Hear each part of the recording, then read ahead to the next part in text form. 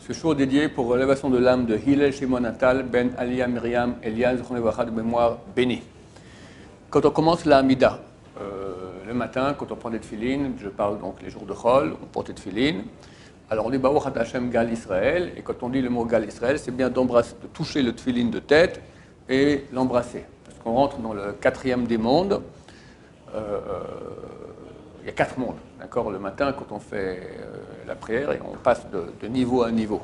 Aussi au niveau des mitzvot que nous avons, d'accord. Quand on fait les birkot hachar, etc., on est dans le monde de la Asiya. Quand on met le talit, déjà on monte dans le deuxième monde, c'est la Yetzira. Après, le tefilin du bras, c'est Bria, le tefilin de la tête, c'est Yetzira. Maintenant, le tefilin de la tête, quand on rentre dans la Hamida, on passe de Bria à Yetzira, du troisième au quatrième monde, donc c'est bien ce moment-là d'embrasser le tefilin de tête.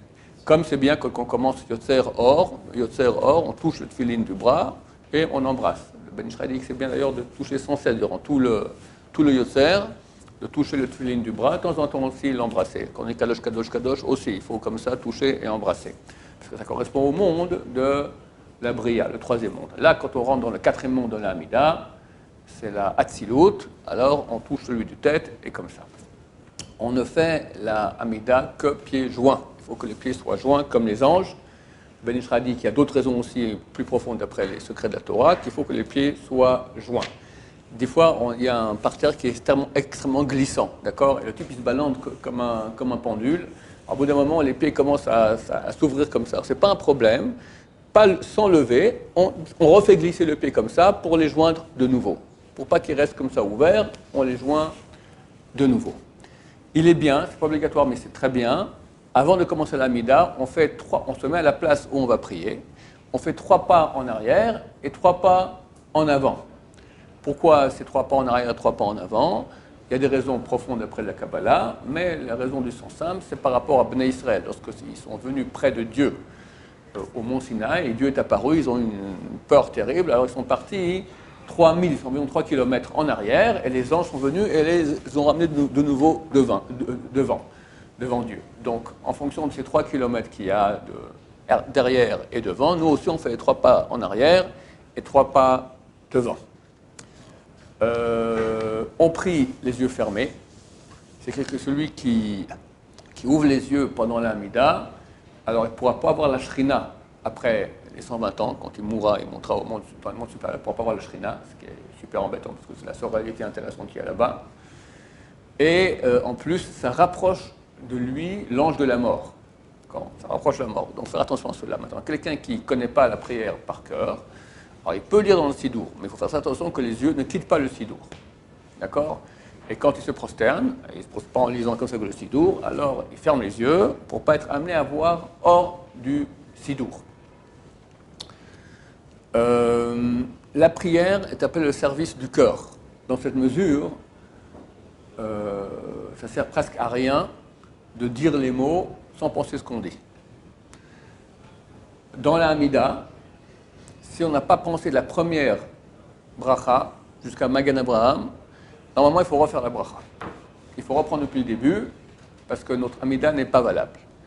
Les décisionnaires, il y a quelques siècles déjà, on dit aujourd'hui on est tellement nuls qu'on pense que si tu as déjà, lorsque tu as fait ta première bracha, tu n'as pas pensé ce que tu disais, ça n'ira pas non plus une deuxième fois. Alors, à quoi ça sert de refaire une deuxième fois? Tu vas rajouter des brachot qui ne servent à rien. Donc, on continue. Mais néanmoins, il faudrait essayer au moins d'avoir super de la kavana dans la bracha l'avant-dernière, qui est modim. Parce qu'on dit que les 2 brachot dans lesquelles c'est le plus important d'avoir la kavana, d'avoir de l'intention, c'est la première, comme Magan Abraham, et celle de modim. Donc, si tu as raté Magan Abraham, au moins que l'est dans celle de Modim, une grande intention, bien comprendre ce que tu dis. C'est bien aussi, c'est pas obligatoire, mais c'est bien de refaire la première bracha en pensée. Pourquoi? Parce que il y a une discussion chez les grands rabbins médiévaux, est-ce que la pensée est valable comme la parole? La majorité dit que non.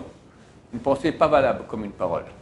Normalement, il y en a 2 qui disent que oui. Le Rambam, Maïmonide, qui est un des plus grands piliers de l'halakha, et le Smag, Sefer Mitzvot Gadol, le grand livre des mitzvot, d'accord?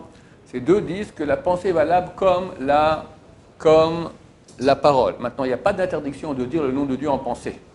Au contraire, c'est très très bien. C'est marqué dans le premier article du Shulchan Aruch, c'est bien de voir le nom de Dieu devant soi, sans cesse Yud-Ke Vav-Ke comme cela. Où tu penses, d'accord, même le vrai nom, Yud, et puis He, et puis Vav, et puis He, tu penses cela, il n'y a aucun problème, c'est extrêmement bien. Donc il n'y a pas d'interdiction de dire une bracha en pensée. Si maintenant moi je pense la bracha, chez Akon Yom Midvaro, alors que je ne mange rien, je n'ai fait aucun interdit en cela. Par contre, si j'ai dit la bracha et je n'ai pas mangé, alors c'est une bracha qui est en vain, c'est une bénédiction qui est en vain, on transgresse par cela le troisième des 10 commandements, c'est extrêmement grave. Là aussi, maintenant, tu n'as pas pensé la première bracha de l'Amida Magen Avraham, enfin, tu l'as dite, mais tu n'as pas pensé ce que tu disais, tu as fait sans kavana, sans intention, alors on dit que tu dois continuer. Mais c'est quand même dommage, parce que d'après la strict, normalement, tu n'es pas rendu quitte. Alors, on conseille de redire la bracha qu'on a raté la première, mais qu'en penser. Donc tu penses, Baruch, Ata, Hashem, Elokeinu melech haolam, etc., Elokeinu, Elokeinu Abraham, Elokeinu Israël, Elokeinu Yaakov. Tout ça, c'est dans le cas où tu as fini la bracha. Tu as dit Baruch, Ata, Hashem, Magan Abraham. Tout que tu te rends compte que tu n'as pas eu la pensée comme il faut. Si tu n'as pas dit encore Baruch, Ata, Hashem, tu as dit Baruch, Ata, ou tu as même dit Baruch, Ata, Adona, mais tu n'as pas encore fait la fin qui est Aï, d'accord? Donc tu n'as pas encore dit le nom de Dieu. Dans ce cas-là, tu reprends depuis le début de la bracha, pas le début complet. Tu ne peux pas reprendre Baruch Ata Hashem, Elokeinu, mais depuis Veloke Avotenu. Ça, tu peux déjà, depuis là, tu peux déjà reprendre. Donc quelqu'un, s'il se souvient qu'il n'a pas dit la première, enfin qu'il n'a pas encore fini la première bracha, mais il se souvient maintenant que déjà tout ce qu'il a dit sans pensée adéquate, sans intention. Donc il peut reprendre Veloke Avotenu, Eloke Abraham, Eloke Yitzhak, Eloke Yaakov, Akel Agadol, Hagibor, Noah, etc. Ou s'il y a une partie, par exemple, Rabbi Shimon Bachor, il dit comme ça, il y a une loi dans la Gemara qui dit que si maintenant quelqu'un est en situation où il doit finir rapidement sa prière, on va dire, il a fait ça, pas très futé le type, d'accord? Il était dans le désert, il a vu comme ça des beaux rails de train. Tiens, là c'est bien, pas trop mouvant et pas de sable, je vais mettre sur les rails du train et commence à faire sa amida. Il fait ça, mais là, tout coup, il entend tout, d'accord, il voit au loin, il y a une locomotive qui arrive. Bon, il fait le calcul, il voit, il m'attend à Magen Avraham, il n'aura pas le temps de finir. Ah, est-ce qu'il peut bouger? Normalement, il ne faut pas bouger. Il ne peut pas marcher. C'est mieux que, évidemment, s'il voit qu'il n'y a pas de choix, alors il bouge et terminé. Il fait 3 pas en arrière, se met de côté, la locomotive passe et il continue sa amida à l'endroit où il s'est mis. Mais il y a une solution qui est meilleure, d'après la halakha, pour ne pas nous obliger à bouger, c'est tu finis ta amida rapidement. Comment? Tu dis chaque bracha, le début et la fin. Baruch Ata Hashem, Elokeinu Velokei Avotenu, Elokei Avraham, Elokei Israël, Elokei Yaakov, Baruch Ata Hashem, Magan Avraham.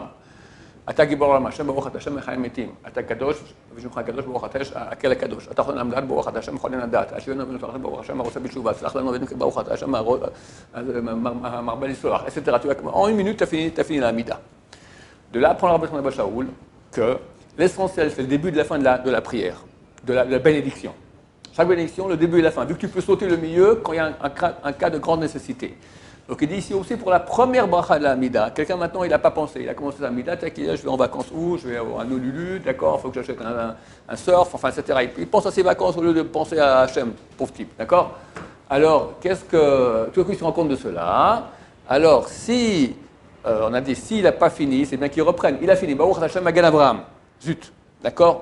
Si il se souvient que le début de la bracha et la fin de la bracha, il a pensé, ça va.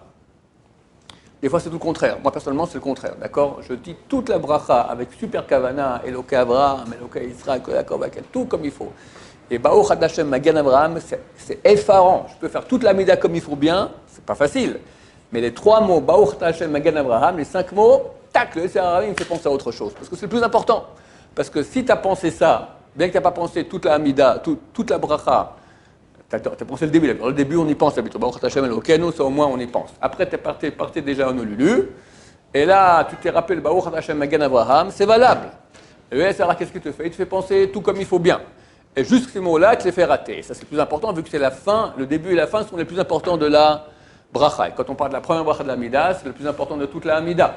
Donc il faut se battre, faire attention, quand au moins Baruch Hashem, comme le début de la bracha, Baruch Hashem Elokeinu Velokei Avotenu, et la fin, Baruch Hashem Magen Avraham, bien penser à ce qu'on dit, comme ça on est rendu quitte de la Amida. Si jamais on a oublié, alors on le redit en pensant, et avec beaucoup de kavana dans la bracha de Motim, et ainsi aussi on est rendu quitte. Si quelqu'un il est habitué à prier avec beaucoup de kavana, c'est pas quelqu'un qui prie comme ça, il sait que lui il prie très bien.